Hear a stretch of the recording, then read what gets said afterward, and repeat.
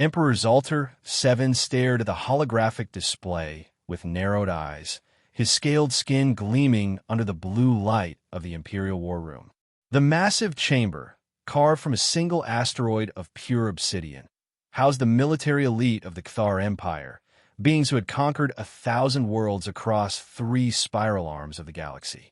A new species, he asked, his voice carrying the weight of 10,000 years of imperial tradition.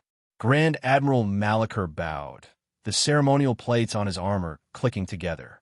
Yes, Your Magnificence. Our scout vessel discovered them in a remote system at the edge of the Orion Spur.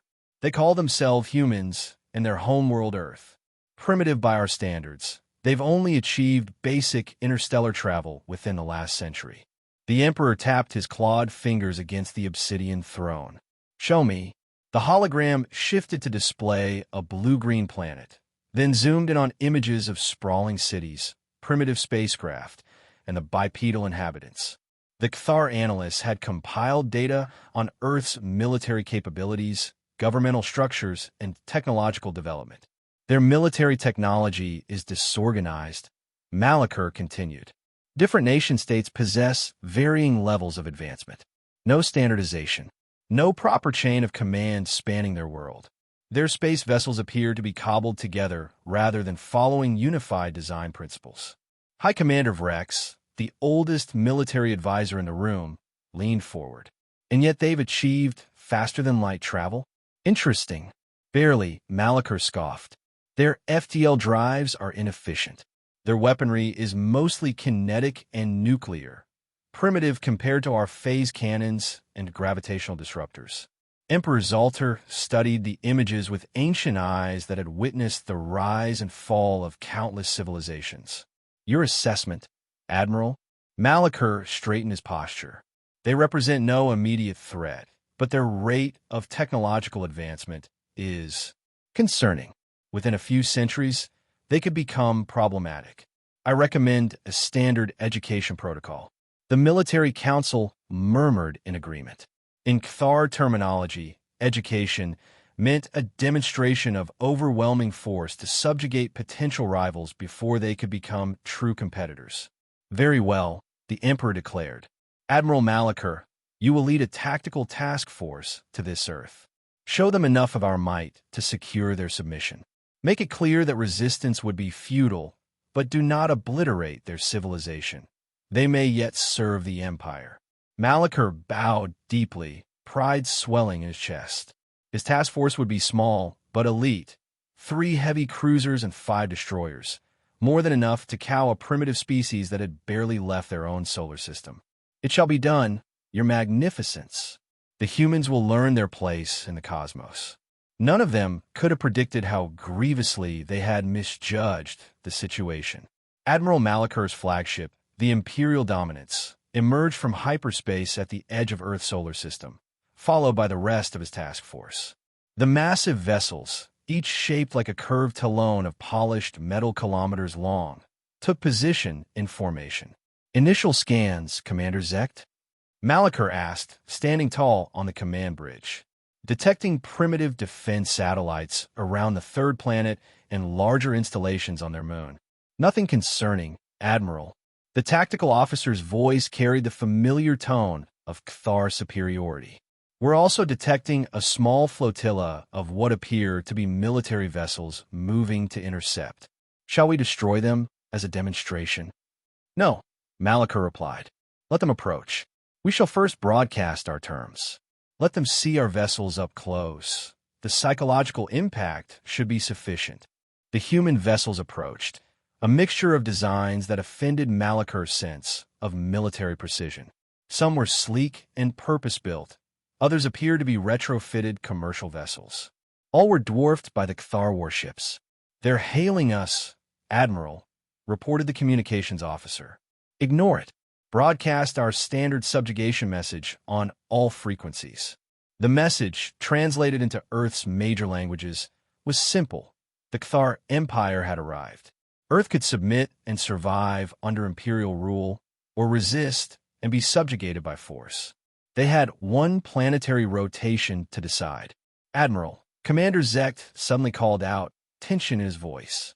The human vessels are accelerating and dispersing in an unusual pattern. Malachar frowned. They're attacking? Foolish, but not unexpected. Prepare point defenses, but hold major weapons. Let's see what these primitives consider warfare. What happened next would forever change the Cathar Empire's understanding of the cosmos. The human ships didn't launch the expected kinetic projectiles or nuclear warheads. Instead, they released thousands of tiny objects, barely larger than escape pods. What are those? Malachar demanded. Before anyone could answer, the tiny craft accelerated to incredible speeds, demonstrating maneuverability that defied Cathar physics models. They swarmed toward the Imperial vessels like insects, attempting to target them, but their movement patterns are chaotic, reported the weapons officer, frustration evident in his voice. Malachar's confidence began to waver. Launch interceptors. The Cathar fighters, sleek and deadly, emerged from the capital ships, only to find themselves overwhelmed by the human swarm. The tiny craft weren't just evasive. They were actively identifying and targeting vulnerabilities in Cathar shield harmonics that should have been unknown to such a primitive species. Admiral, they're using some kind of directed energy weapon. It's bypassing our outer shields. Malachar watched in disbelief as one of his destroyers reported multiple hull breaches. How could this be happening? The technology the humans were displaying wasn't consistent with their apparent development level. Concentrate fire. Use the gravitational disruptors, he ordered, anger replacing his confusion. The Cathar warships fired their primary weapons, creating localized distortions in space-time that should have crushed any vessel caught in their field. Some of the human craft were indeed destroyed, but most somehow anticipated the attack vectors and evaded. Then came the humans' counterstrike. Their larger vessels, which had maintained distance until now, fired weapons that the Cathar sensors couldn't properly categorize. Not plasma, not lasers, not conventional particle beams.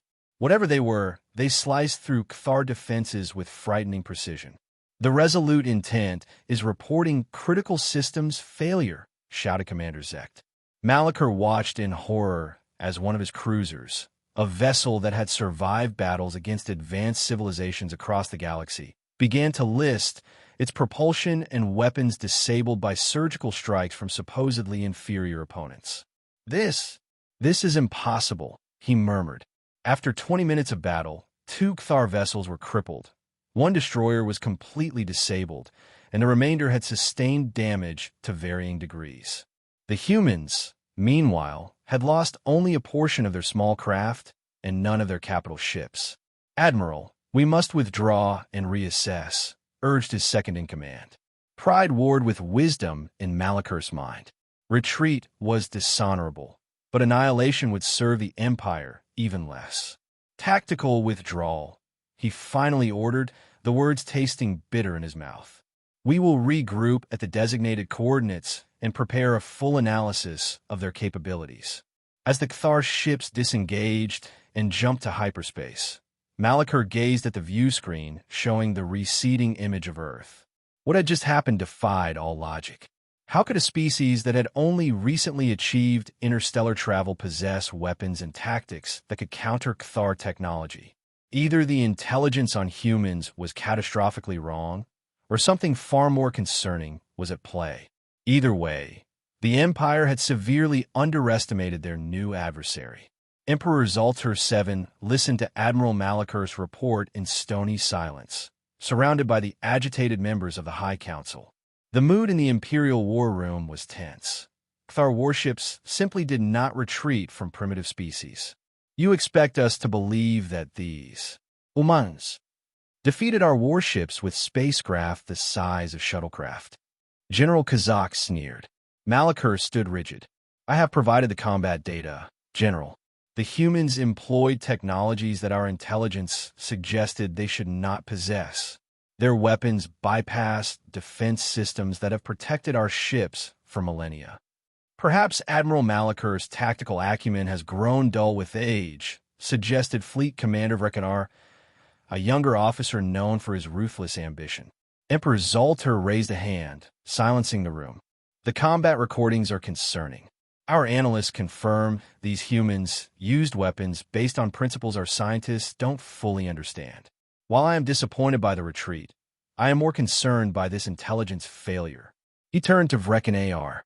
Commander, you believe you could succeed where Admiral Malachar failed? Vrecken AR bowed low. With proper forces, your magnificence, I would crush this human resistance and secure their submission to the Empire. Then you shall have your chance, the Emperor decided. Prepare an expeditionary fleet.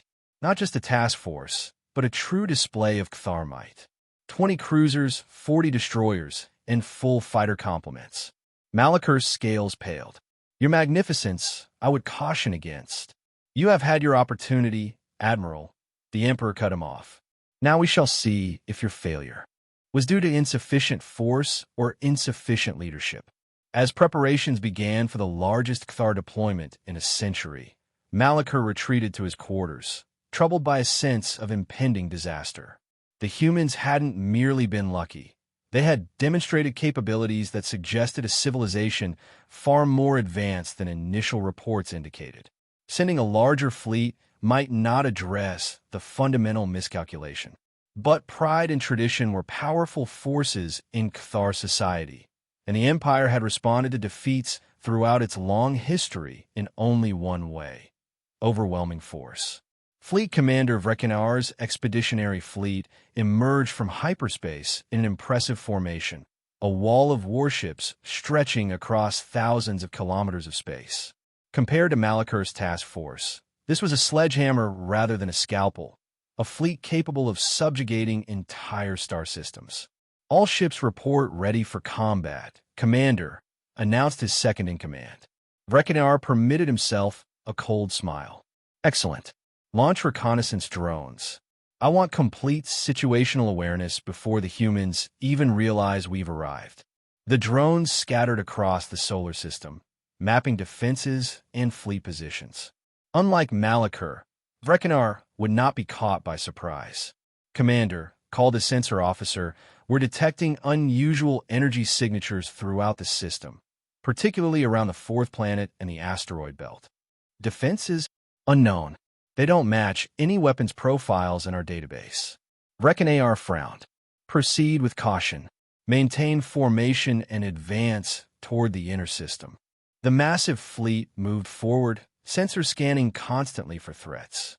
When they crossed the orbit of the sixth planet, they detected movement. Multiple contacts emerging from the asteroid belt and the fourth planet's moons, reported the tactical officer. Larger vessels than those encountered by Admiral Malachar. They appear to be forming a defensive screen between us and the inner planets. Vrecken-Ar studied the tactical display. The human fleet was indeed larger than before. Perhaps they had rallied all their forces, but still numerically inferior to his armada. They're deploying those small craft again, Commander. Thousands of them. We've studied the recordings from the previous encounter. Vrecken-Ar said confidently. Modify shield harmonics according to the new protocols. Deploy our fighters in the counter-swarm configuration we developed. The Cthar fleet launched its own fighter screen, thousands of craft designed specifically to counter the human swarm tactics. Vrecken-Ar wouldn't repeat Malachar's mistakes. They're hailing us, Commander. Ignore them. Begin the attack sequence. The Cthar fleet opened fire with synchronized precision, gravitational disruptors, and phase cannons creating a deadly web of destructive energy targeting the human vessels. But the humans had apparently anticipated this. Their fleet split into smaller task forces that maneuvered with surprising coordination, minimizing the effectiveness of the Cthar's synchronized firing patterns. And their countermeasures had evolved. Projected fields somehow dispersed the gravitational distortions, while their hulls seemed to phase shift to avoid direct hits. They've adapted, Vrecken-Ar realized aloud. How could they develop countermeasures so quickly? Worse, the humans were now deploying new weapons platforms, autonomous stations that generated interference fields, disrupting Cthar targeting systems and communications. Commander, we're detecting massive energy buildup from the fourth planet. Vrecken-Ar turned to the main view screen, just in time to see a blinding beam of energy emerge from Mars, cutting through space and slicing through one of his heavy cruisers as if its shields were non-existent. "Evasive maneuvers," he shouted. But it was too late for coordinated action. The human swarm craft had engaged the Cathar fighters, and, unlike in the previous battle, they now carried what appeared to be boarding equipment. Dozens of Cathar vessels reported security breaches as tiny human craft attached to their hulls and deployed some kind of autonomous robotic boarders. "They're hacking our systems," came reports from across the fleet. Ship after ship reported control systems going offline, weapons powering down, or engines failing. Within 40 minutes, the glorious expeditionary fleet was in chaos. 5 capital ships had been destroyed outright by the planetary weapon. A dozen more had been rendered inoperable by the swarm attacks, and the remainder were suffering from cascading systems failures as the human cyber attacks spread through Cathar networks. "Order a withdrawal," Vrekinar finally commanded, his voice hollow with shock. As the battered remnants of his fleet retreated into hyperspace, Vrekinar stared at the damage reports in disbelief. This wasn't just a tactical defeat. It was a catastrophe that would shake the foundations of the Empire. The humans hadn't just repelled them. They had systematically dismantled a Cathar battle fleet while apparently holding back their most powerful weapons until the critical moment. How could the Empire have so completely misjudged this species? The Imperial capital was in turmoil. Never in living memory had Cathar forces suffered such defeats. The military council was divided, with some members calling for a full-scale war mobilization, while others questioned whether direct conflict with humans was wise at all. Emperor Zaltar VII sat on his throne, listening to the heated debates with growing concern. Beside him stood High Science Counselor Tekla, who had been analyzing the data from both failed engagements. "Your Magnificence," she said quietly, "there are anomalies in the human technological development pattern that defy explanation. Their weapons employ principles that should be beyond their theoretical understanding, given their civilization's age." "Explain," the Emperor commanded. "Their history suggests they've had space travel for less than 2 centuries, yet they deploy weapons that our scientists have only theorized about. The energy weapon on their 4th planet utilized principles that should require millennia of quantum physics research to develop." The Emperor frowned. Could they have acquired this technology from another species? Possible, but unlikely. The integration of these technologies is too seamless. More concerning is their rate of adaptation. Between the first and second engagements, they demonstrated technological leaps that should take decades, not days. Their conversation was interrupted as Admiral Malachar approached the throne, bowing deeply. "Your Magnificence, I believe we must reconsider our approach to the humans. Military force alone may not be appropriate at this juncture." General Kazak scoffed. "You speak of diplomacy? With primitives who have humiliated our forces." "I speak of intelligence gathering," Malachar replied calmly. "We clearly do not understand this species. Before committing more forces, we should learn their true capabilities and motivations." The Emperor considered this, then nodded slowly. "A diplomatic mission, then. But who shall lead it?" The room fell silent until an elderly noble stepped forward.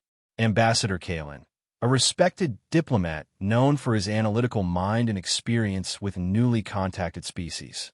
"I will go, Your Magnificence," Kalen offered. "My expertise lies in understanding alien cultures.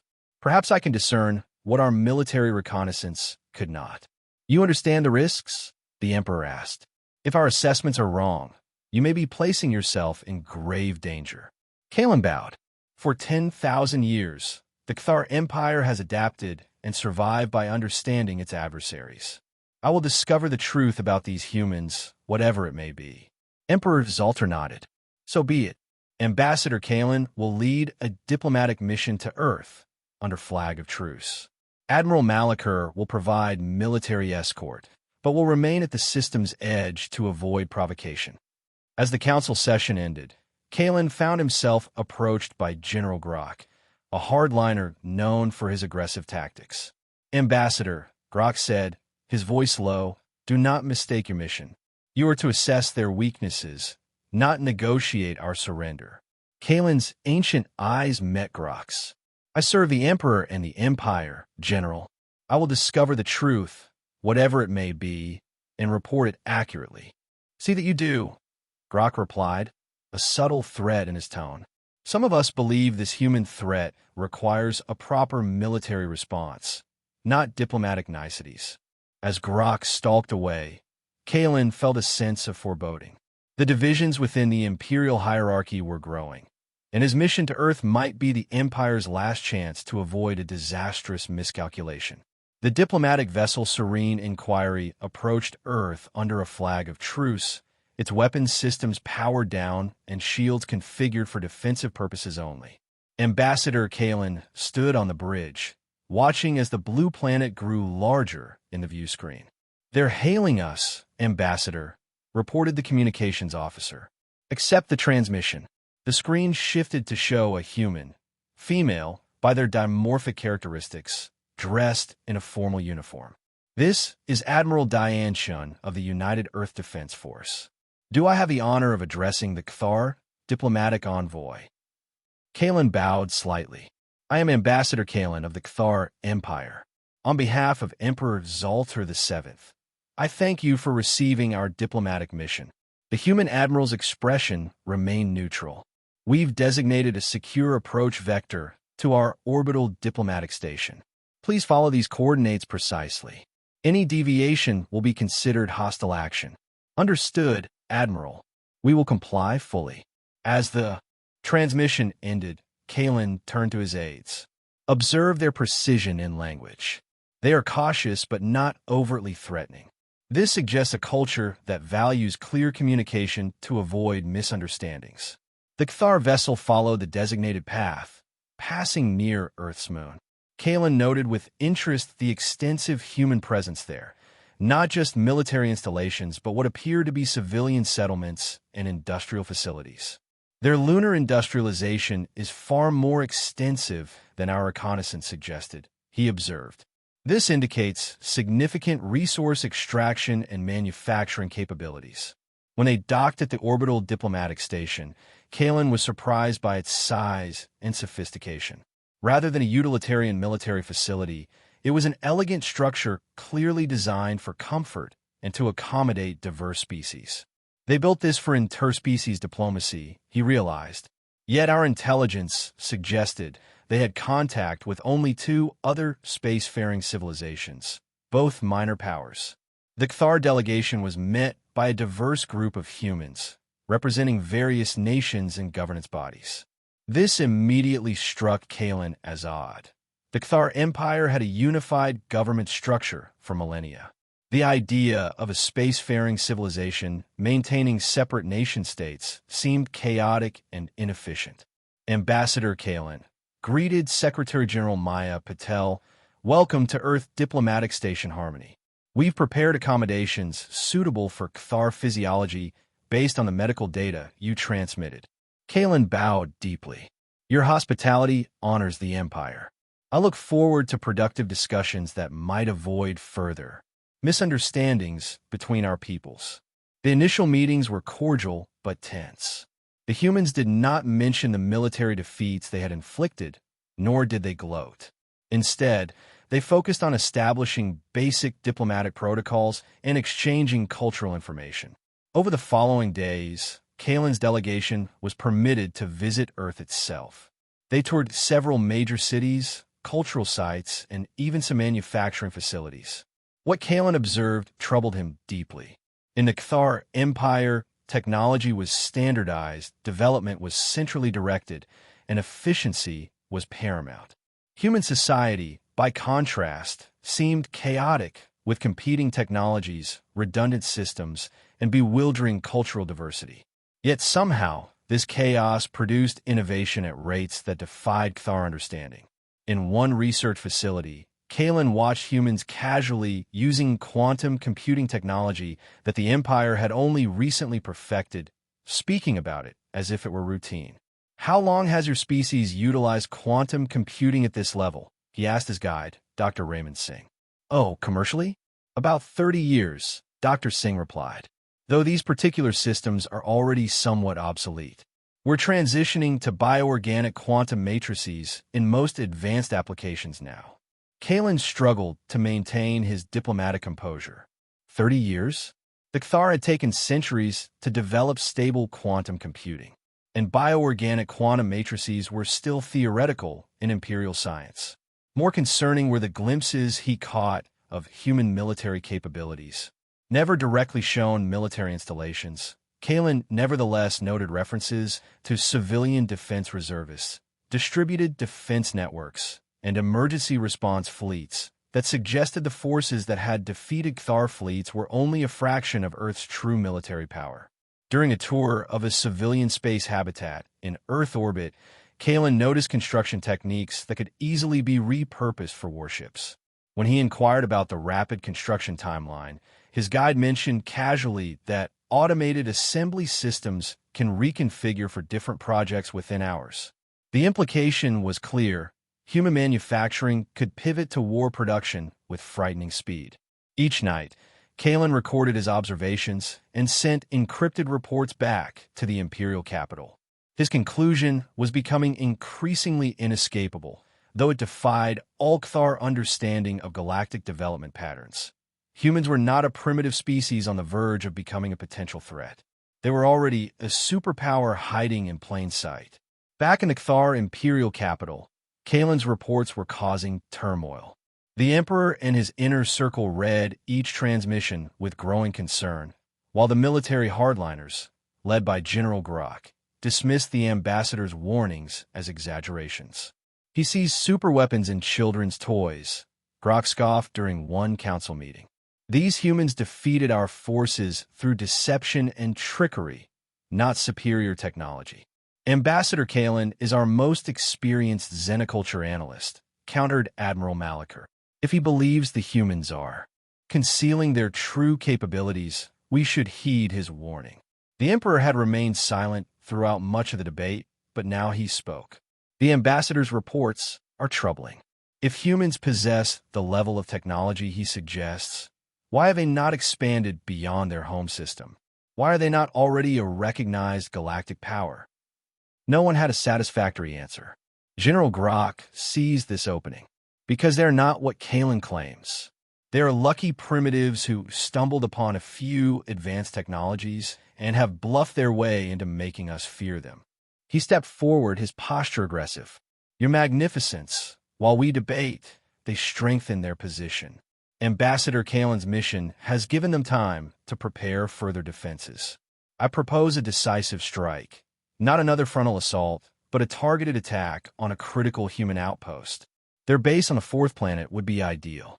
When they see their prized installation reduced to dust, they will understand the true power of the Kthar Empire. The Emperor frowned.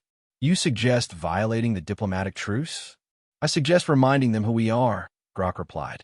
The mission could be conducted with plausible deniability. A rogue commander, acting without authorization. Malachar rose in objection. This would be dishonorable and tactically unsound. The debate raged for hours, but ultimately, the Emperor made no decision, choosing instead to await further reports from Kalen.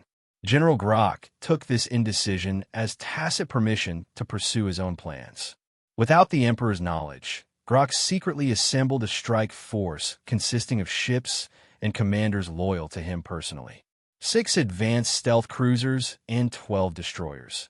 A force smaller than Vrekin AR's failed expedition, but composed of the newest vessels in the Kthar fleet, equipped with technologies that had been experimental during the previous encounters. Our mission, he told his commanders, is to strike the human Mars base with overwhelming force, destroy their superweapon, and withdraw before they can mount an effective response. The Emperor will thank us when we return victorious. The strike force departed the imperial capital under cover of a routine training exercise. Only when they were beyond immediate recall did Grok reveal their true destination to the wider crew. Ambassador Kalen was in the middle of a cultural exchange event in Geneva when an aide whispered urgently in his ear. Excusing himself, he stepped into a private room where a secure communication channel had been established. Ambassador, came the voice of Admiral Malachar. We have a critical situation. General Grok has taken a battle group and left for Earth. We believe he intends to attack, in direct violation of your diplomatic mission." Kalen felt his blood run cold. Does the Emperor know? He does now, but Grok's force is already in hyperspace. There's no way to recall them. You must warn the humans. Make it clear this is an unauthorized action. This could destroy everything we've worked for, Kalen said, his voice tight with anger. Why would Grok take such a risk? He believes a show of force will make the humans reveal their weaknesses. He's convinced your reports are exaggerated. Kalen closed his eyes briefly. He's going to get his entire force destroyed and possibly provoke a full human response. That's why you must act quickly. Make it clear to the humans that the Empire disavows this action. As the communication ended, Kalen turned to find Secretary General Patel standing in the doorway, her expression grave. "We've detected Kthar warships on approach to Mars," she said quietly. "I assume from your expression that this isn't an authorized part of your diplomatic mission." Kalen straightened himself to his full height. "Madam Secretary General, I must officially inform you that a rogue Kthar commander has violated the Emperor's direct orders. The Empire disavows any hostile action against Earth or its territories. I offer my deepest apologies and stand ready to assist in any way to resolve this situation peacefully." Patel nodded once. "I appreciate your candor, Ambassador. Unfortunately, it appears your rogue general has already opened fire on our Mars defense perimeter. If you'll excuse me, I need to coordinate our response."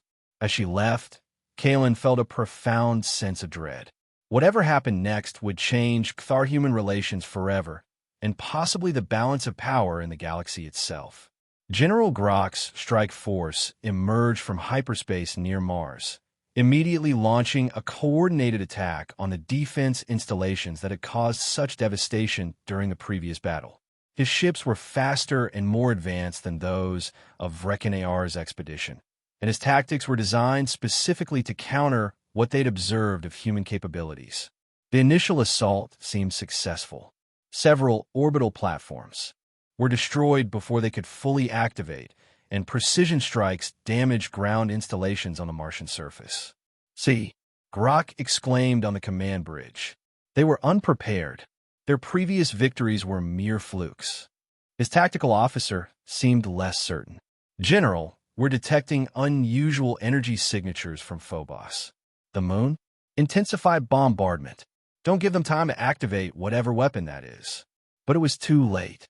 The small Martian moon, which had appeared dormant during their approach, suddenly came alive with activity. What the Kthar had assumed was a natural satellite revealed itself to be at least partially artificial, or rather, extensively modified. Sections of its surface shifted, revealing massive weapon emplacements and launch bays. "Impossible," breathed Grok's second-in-command. "They've weaponized the entire moon." Before Grok could issue new orders, the human counterattack began. But unlike the previous battles, where swarm craft and conventional warships had engaged, this response was entirely different. Massive, sleek vessels emerged from concealed bays on Phobos and the Martian surface.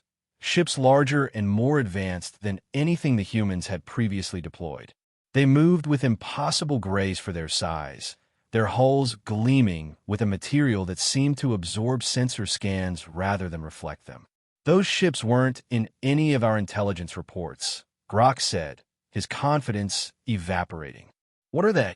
The answer came as the human vessels opened fire, not with the directed energy weapons or kinetic projectiles from previous encounters, but with weapons that somehow manipulated the fabric of space itself. Kthar vessels found themselves caught in localized fields where time seemed to run at different rates, disrupting their coordination.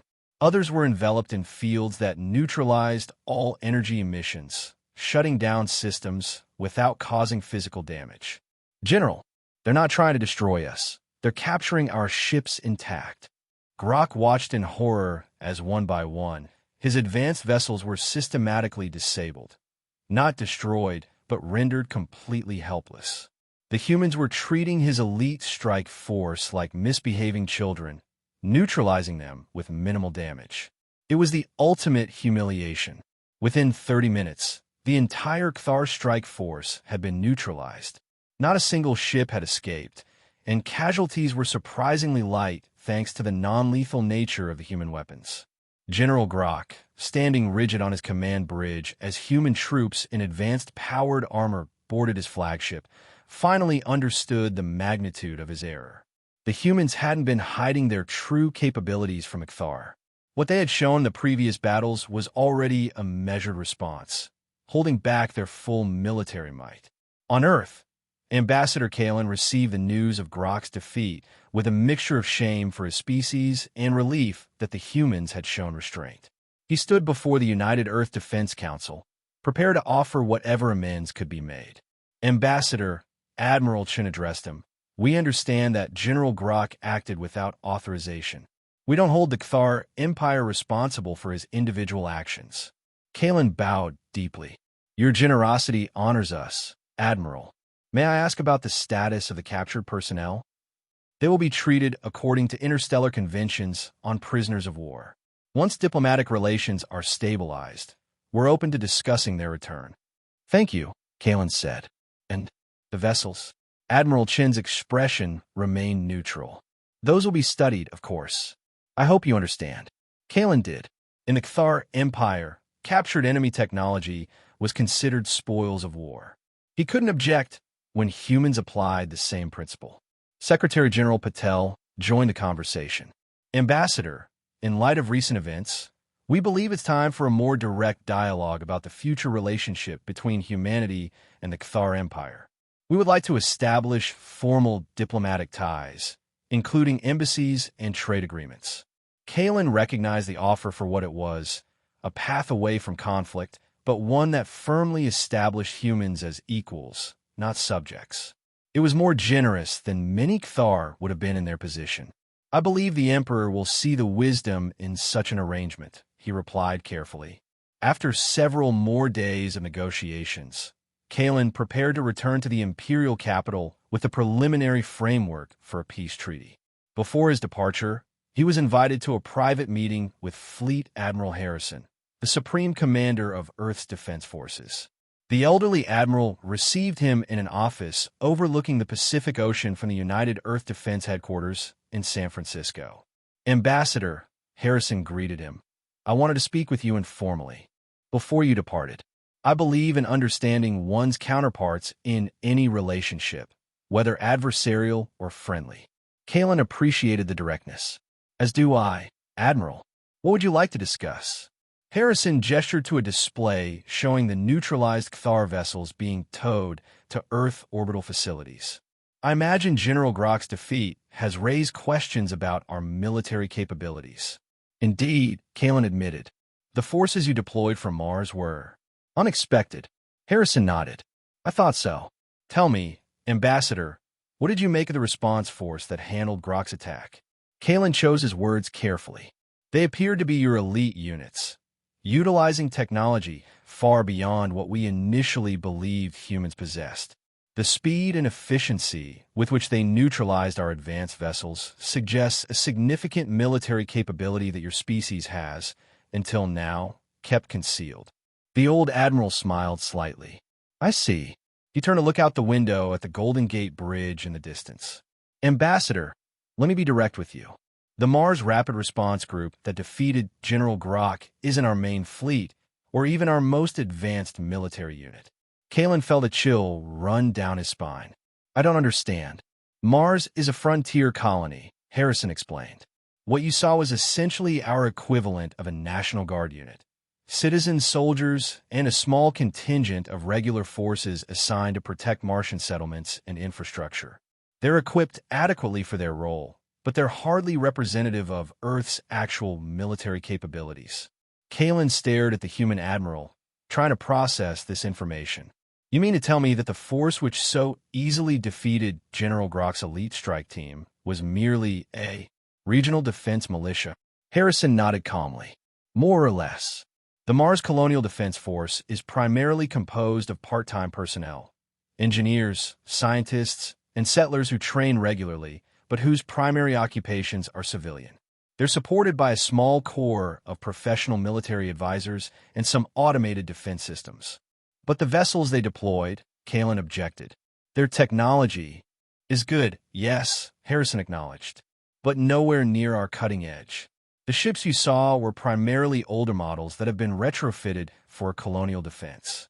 They're effective, but they're not what we would deploy if Earth itself were threatened. Kalen felt his heart sink. Every report he had sent back to the Emperor, every assessment he had made, all had underestimated human capabilities despite his attempts to convey their true potential. Admiral Harrison, he said carefully, I must ask, if the Mars Colonial Defense Force is merely a frontier militia, what would Earth deploy if genuinely threatened? Harrison's expression remained carefully neutral, but there was a glint in his eye that Kalen found profoundly unsettling. Ambassador, I hope we never have to answer that question definitively. But let me put it this way. What you've encountered so far hasn't involved any of our Grand Fleet assets or Special Warfare divisions. None of our Dimensional Engineering Corps or Quantum Tactical Units were activated. Not a single strategic response carrier was deployed. He let that sink in before continuing. The technologies demonstrated against General Grock's forces, localized time dilation fields, energy dampening systems. These are considered suitable for colonial defense because they're non-destructive. They're specifically designed to minimize casualties and structural damage. And if minimizing casualties were not a priority, Kalen asked quietly. Harrison's smile faded. Then we would not be having this conversation, Ambassador. Your empire would already be negotiating with whatever remained of your government. The bluntness of the statement hit Kalen like a physical blow. The Cathar Empire, which had ruled vast regions of the galaxy for 10 millennia, which had subjugated hundreds of species and defeated countless rivals, had inadvertently provoked a sleeping giant. And that giant had swatted away their most advanced forces while barely stirring from its slumber. I see, Kalen said at last. I appreciate your candor, Admiral. Harrison's expression softened slightly. I don't tell you this to threaten, Ambassador. I believe transparency now will prevent misunderstandings later. Humanity doesn't seek conflict with the Cathar Empire. We've been content to develop our society and technology without aggressive expansion. But make no mistake, we will defend ourselves if necessary, and we are more than capable of doing so. I understand, Kalen replied, and I will convey this. Clarification. To Emperor Zalter, may I ask one final question? Of course. Why? Why has humanity remained relatively isolated, with minimal galactic presence, despite clearly possessing technology that would make you a dominant power? Harrison considered the question thoughtfully. Several reasons. Historically, we've been focused on internal development rather than expansion. The catastrophes of our early nuclear age taught us caution with powerful technologies. More practically, we've observed that civilizations which expand too rapidly often collapse under their own weight or provoke coalitions against them. He paused, then added, and perhaps most importantly, Ambassador, we're still debating our proper role in galactic affairs. Earth contains multitudes, different cultures, philosophies, and visions for our future. Some advocate for greater engagement. Others prefer isolation. What you've seen is the result of that ongoing conversation. Kalen nodded slowly. The idea of such fundamental questions still being debated within a unified spacefaring civilization was alien to Cathar thinking. Yet it seemed to be a source of strength for humans, not weakness. Thank you, Admiral. This has been enlightening. As Kalen's diplomatic vessel departed Earth orbit the next day, he stood silently in his private chamber, composing his final report to Emperor Zalter. How could he adequately convey what he had learned? That the Cathar Empire, in its arrogance, had attacked what amounted to a slumbering Leviathan? That the defeats they had suffered were inflicted by the equivalent of frontier militias using outdated equipment? More importantly, how could he convince the Emperor and the military council that the only path forward was peaceful cooperation, not continued aggression? The Cathar had always responded to defeats with greater force. It was central to their culture and history. But that approach would lead to disaster against humanity. The journey back to the imperial capital gave Kalen time to carefully craft his message. When he finally arrived, he was immediately summoned to the emperor's private chambers rather than the formal throne room, a sign that Zalter understood the gravity of the situation. Ambassador, the emperor greeted him, his ancient eyes troubled. Your preliminary reports have caused considerable turmoil. The military council is divided. Some call for full mobilization. Others counsel caution. What is your final assessment of these humans? Kalen bowed deeply. Your Magnificence, I must speak plainly, even if my words are difficult to hear. Humanity represents a civilization far more advanced than our initial assessment suggested, possibly more advanced than the Cathar Empire itself, at least in certain technological domains. The Emperor's eyes narrowed. How is this possible? They have been space-capable for less than 2 centuries. Our civilization has developed over 10 millennia. Therein lies their strength, Kalen explained. Humans develop technology at rates that defy our understanding. What takes us centuries, they accomplish in decades. Their society encourages innovation through methods that would seem chaotic to us. Competing research initiatives, decentralized development, constant questioning of established principles. He activated a holographic display showing the technological assessment his team had compiled. In fields such as quantum manipulation, artificial intelligence, and dimensional engineering, they have already surpassed our capabilities.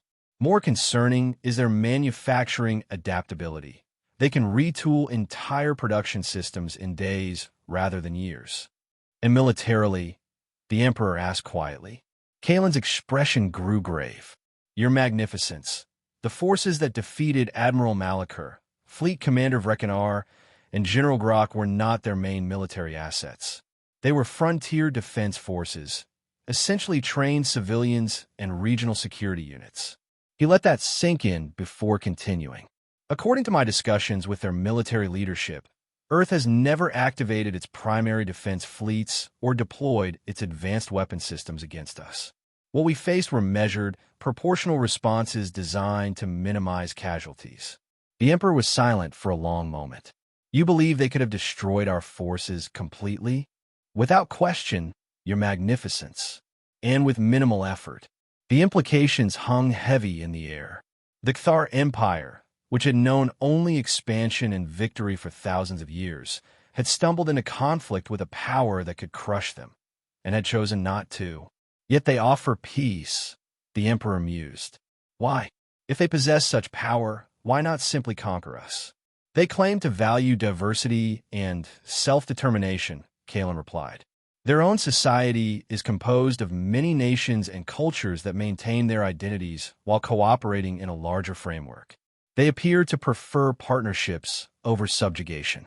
The Emperor rose from his seat and moved to a window overlooking the imperial capital, a city that had stood for millennia, the heart of a civilization that had never known true defeat.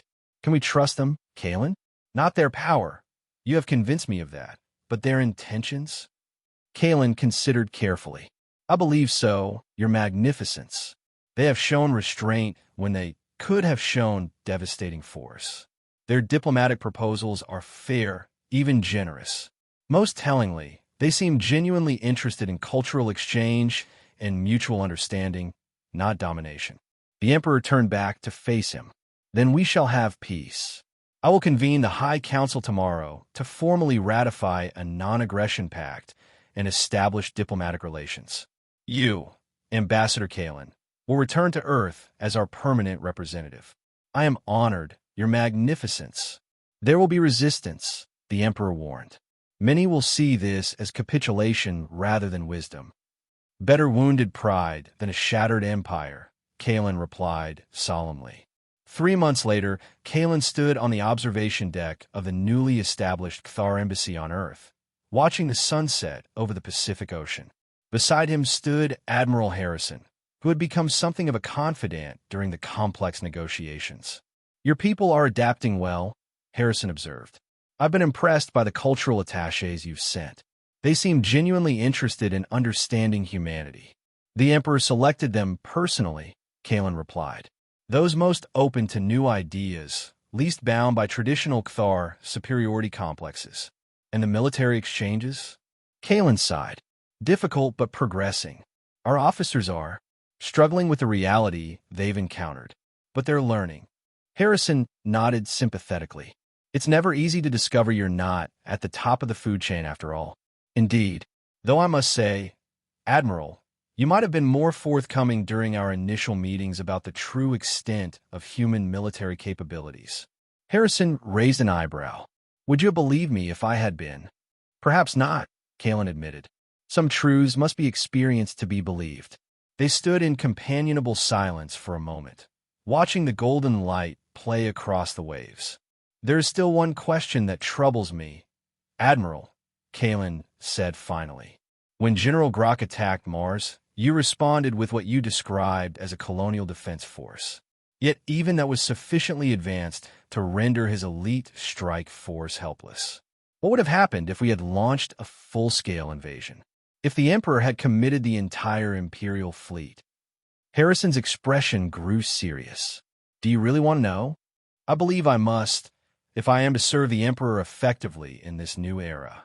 The Admiral was quiet for a moment, choosing his words carefully.